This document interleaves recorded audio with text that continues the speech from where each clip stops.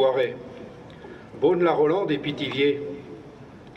Si peu à peu les noms aux consonances germaniques d'Auschwitz, d'Achau, de Ravensbrück, de Bergen-Belsen, d'Oranienburg, de Buchenwald, de Mauthausen ont été connus du public, ceux dont les noms sont le contrepoint du pays qui chante, Orléans, Beaugency, Vendôme, les noms des camps de Pithiviers, Beaune-la-Rolande, Drancy, Le Vernet, Compiègne, Argelès, Rivesaltes, Gurs, Châteaubriand, Noé, Saint-Sulpice, le Récébédou, bien d'autres encore, qui, en France située, furent gardés et gérés par la gendarmerie française, sont eux bien moins connus des Français.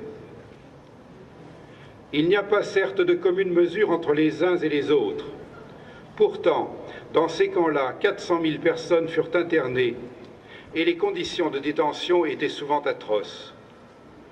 De plus, ils étaient l'antichambre nationale des camps allemands. Après la grande rafle, ce sont ces camps qui vont servir de dépôt, alors que Drancy jouera plutôt le rôle de plaque tournante.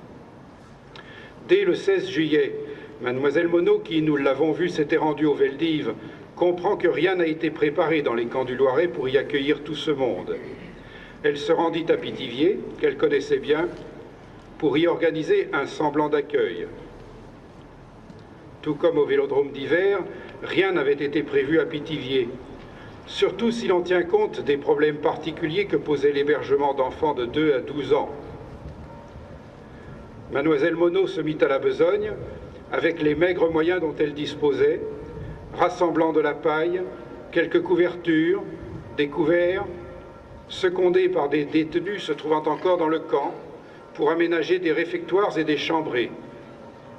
Mademoiselle Monod a tenu à souligner que Brochard, alors commandant du camp de Pithiviers pour le compte de la police judiciaire, lui apporta le maximum d'aide que lui permettaient ses fonctions. Des établissements gringoires, fabricants de pain d'épices à Pithiviers, Mademoiselle Monod obtint également, et sans le moindre ticket de rationnement, d'importantes quantités de pain d'épices qui peuvent être distribués aux enfants. Le rappeler, c'est relater un fait véridique, mais c'est aussi remercier ceux qui ont ainsi apporté une dernière douceur à des bambins qui allaient tous disparaître dans les mois qui devaient suivre. Les premiers convois en provenance du Vélodrome d'hiver arrivèrent donc dans les camps du Loiret les 22 et 23 juillet par le train. Les familles étaient encore groupées. Ce fut notamment le cas pour M. Kroldenswag, qui arriva à Pithiviers avec sa femme et ses enfants, ainsi qu'Albert Selnik, qui était toujours accompagné de sa femme Bella et de ses 3 fils, Bernard, 15 ans et demi, David, 14 ans, et Maurice, 11 ans. Pour sa part, ce fut à Beaune-la-Rolande que fut conduit M. Rosenberg avec sa femme Eva.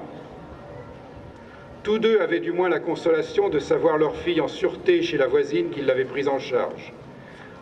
Ils n'en furent pas moins rapidement séparés. Eva Rosenberg étant transférée rapidement à Pithiviers, Rosenberg resta quant à lui 6 semaines à Beaune-la-Rolande, où la croix de guerre qu'il avait gagnée dans les combats de 1939, sur le conseil d'un gendarme, il emportait la barrette sur son veston, lui valut d'être affecté à la cuisine du camp. Après 6 semaines, il fut ramené sur Drancy, où il resta encore 8 jours avant d'être déporté en Allemagne. C'est au cours de son transfert de Beaune-la-Rolande à Drancy que, son train s'étant arrêté en gare de Pithiviers, gare située à proximité du camp, il eut l'occasion de voir sa femme de loin pour la dernière fois. Elle avait été maintenue à Pithiviers pour assurer avec d'autres femmes la garde d'enfants dont les parents avaient été déjà déportés. Tous, femmes et enfants, devaient également être ramenés à Drancy dans les jours qui suivirent et partir de là pour Auschwitz. On emmène donc les enfants avec les parents, même lorsque parfois on pourrait les sauver. Y a-t-il pire encore? Sans doute. Je sais que pour les arrestations d'enfants, relate Mademoiselle Monod, il y a des policiers qui en ont effectué sans que les parents soient là. Je me souviens de 2 enfants qui étaient dans les camps du Loiret. On avait arrêté les enfants alors que la maman était partie. Je ne sais pas, acheter son lait, je crois. Et les enfants avaient été arrêtés par les policiers français. Ils avaient 6 et 8 ans. Je m'en souviens très bien, le frère et la sœur.